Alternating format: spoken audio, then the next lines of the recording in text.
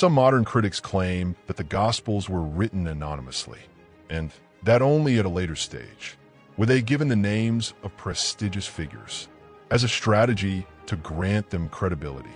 However, historical and textual evidence deeply weakens this hypothesis.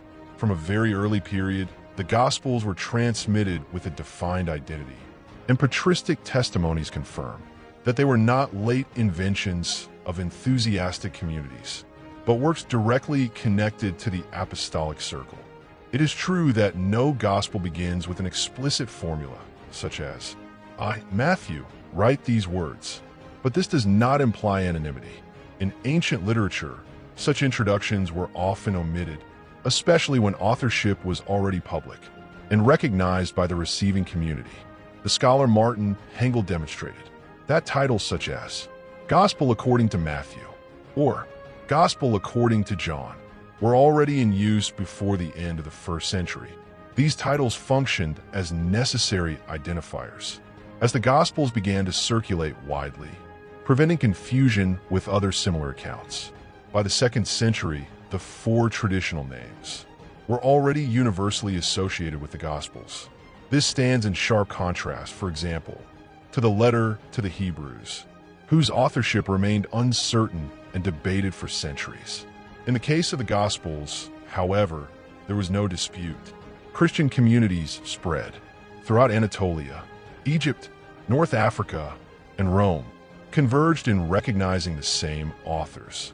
Scholar Craig Evans further notes that all ancient Gospel manuscripts preserved to us, when they contain a beginning or an ending, bear the traditional names, with no anonymous variants and no alternative attributions. This shows that, contrary to the idea of an initial anonymity, the tradition of authorship was present. From the earliest stages of textual transmission, the testimonies of the early church are essential for understanding how the Gospels were recognized and transmitted. Distinct regions of the ancient world, separated by vast cultural and linguistic distances, confirm the same tradition, revealing the universal character of this heritage. Papias of Hierapolis, a disciple of John according to tradition, stated that Mark faithfully recorded the teachings of Peter and that Matthew compiled the sayings of Jesus. In the Hebrew language, most likely Aramaic, the everyday language of Palestine, although his works have not survived in full.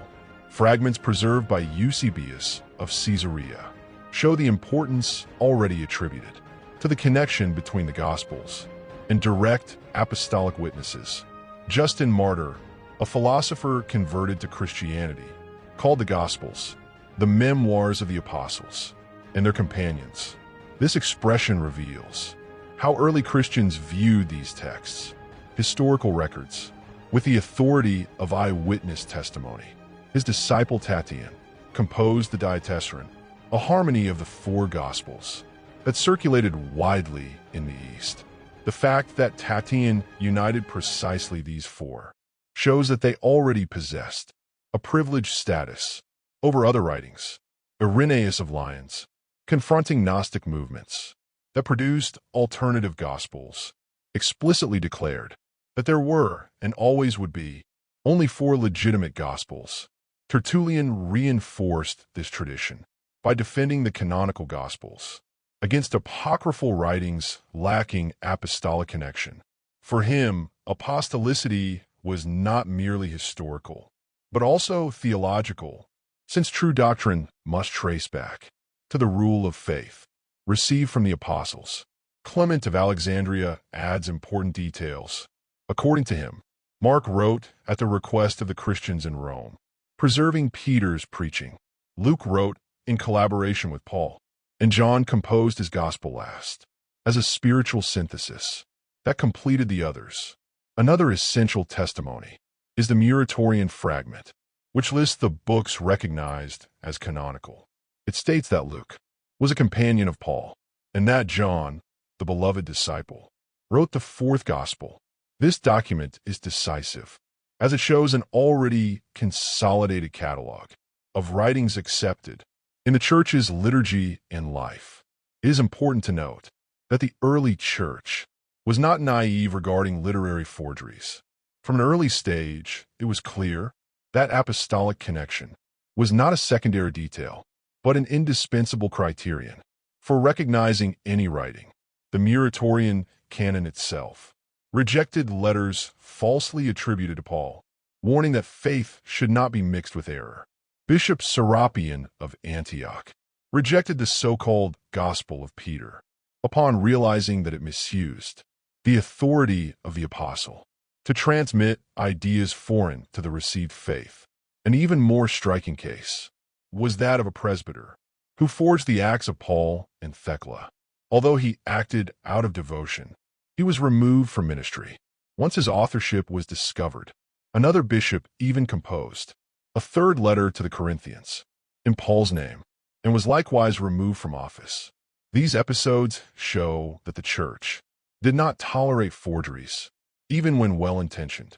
Tertullian mocked Marcion's anonymous gospel, stating that a writing without a trustworthy author cannot even hold its head up.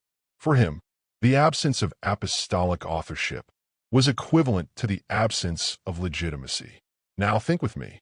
If the Gospels were late inventions, it would be natural for them to bear the names of more prestigious figures, such as Peter, James, or even Mary, the mother of Jesus. That would have given them far greater authority and facilitated their acceptance. But that is not what happened. The four Gospels were transmitted with seemingly unlikely names, and this is a strong indication of historical authenticity. Mark, for example, was not an apostle. In Paul's letters, he appears as a young assistant, and even abandoned Paul and Barnabas during a missionary journey. He was not a strong name, nor an unquestioned authority.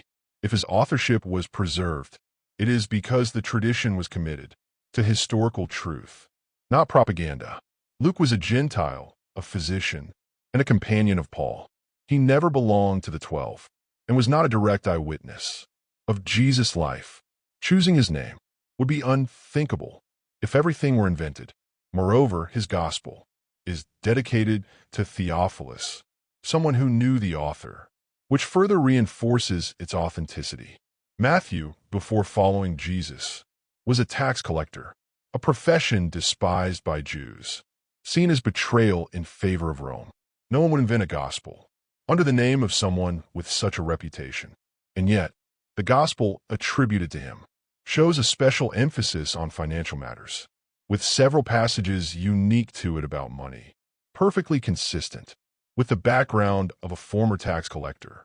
John, finally, was indeed one of the 12 and possessed unquestionable authority. His gospel, written later, is deeply theological and spiritual, serving as a complement to the synoptic gospels. This shows that the church did not rely on a single prominent author, but recognized the legitimate diversity of witnesses. In summary, these names do not appear to have been chosen as a strategy of religious marketing. On the contrary, their improbability and the internal coherence of the accounts indicate that they reflect the real tradition concerning who truly wrote each gospel.